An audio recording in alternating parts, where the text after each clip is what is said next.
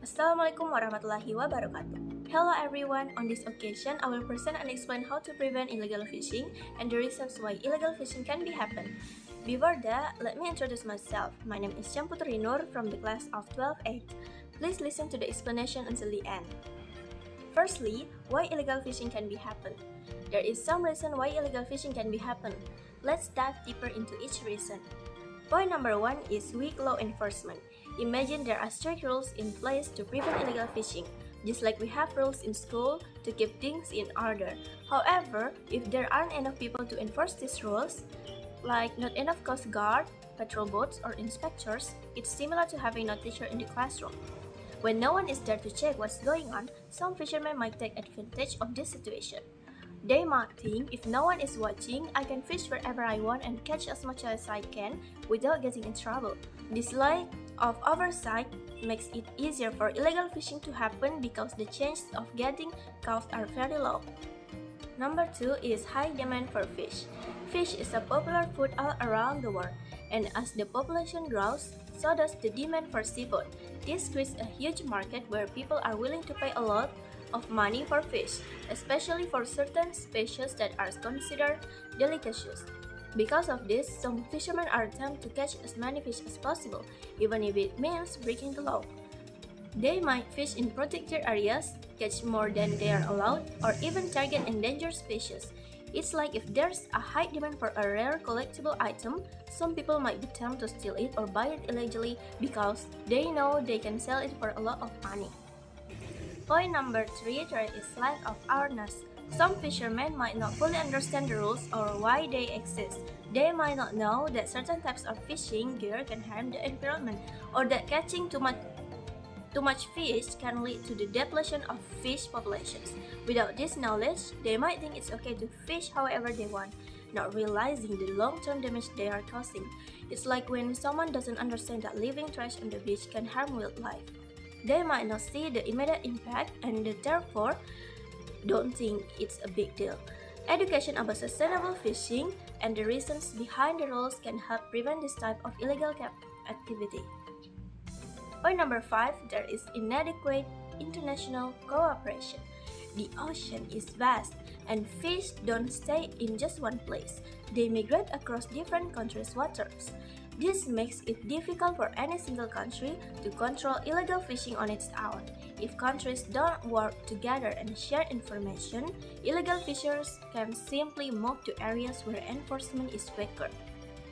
For example, if one country has strict fishing laws but its neighbor doesn't, illegal fishers might just cross the border to fish illegally. Without strong international cooperation, it's like having a security system in one part of building but leaving other areas unprotected.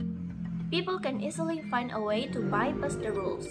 Point number 5 is economic pressure. In some parts of the world, fishing is one of the few ways people can earn a living. If legal fishing doesn't provide enough income, maybe because fish stocks are low or prices are too low, fishermen might feel desperate. They might turn to illegal fishing as a way to support their families, thinking they have no other choice. This is especially true in places where there are few other job opportunities. It's like when someone might feel pressured to do something wrong, like cheating on a test, because they believe it's the only way they can succeed. Economic challenges can push people towards illegal activities as a means of survival.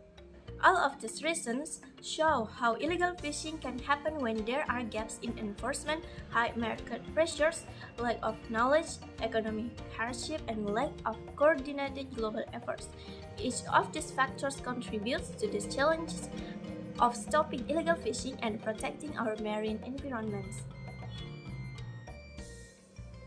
Well, then how do we prevent it? Will it just be left like that? Of course no. There are several actions we can take to prevent illegal fishing. Point number 1, there is strengthened enforcement.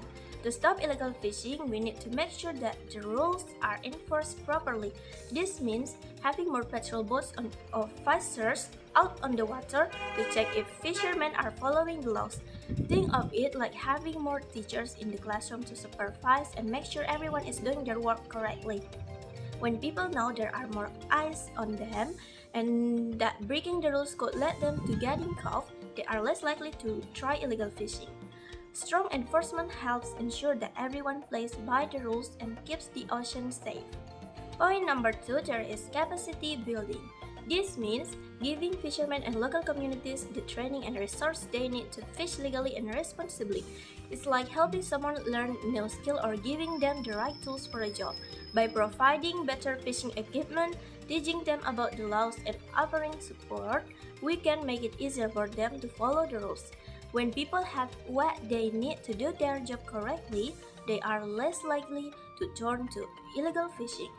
Capacity building helps ensure that everyone has the knowledge and tools to fish in a way that's good for both of them and the environment. Point number 3, there is promote sustainable fishing practices.